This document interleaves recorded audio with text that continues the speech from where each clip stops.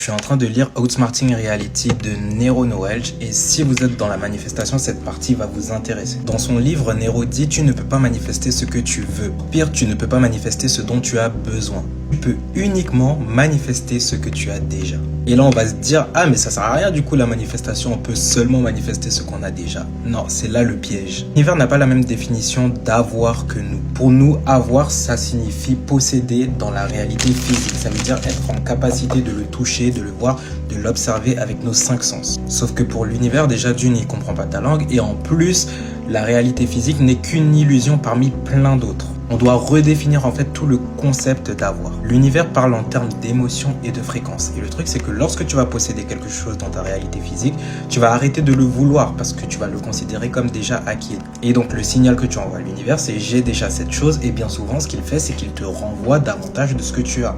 Et malheureusement, ça va fonctionner également avec la pauvreté, les problèmes, etc. Si tu ressens le fait d'avoir des problèmes, d'être pauvre, d'être en manque d'argent, d'être tout le temps stressé, etc.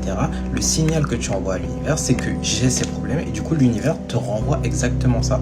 Si tu veux manifester quelque chose, ça peut être une relation, des meilleures finances, ça peut être n'importe quoi, n'importe quel objectif, tu dois ressentir l'émotion que cette chose te procure, ou en tout cas que tu imagines que cette chose va te procurer. C'est l'émotion qui va émettre une vibration et si tu maintiens cette émotion assez longtemps, elle va devenir fréquence et c'est cette fréquence qui est envoyée à l'univers pour dire je n'ai plus besoin de cette chose, je l'ai déjà.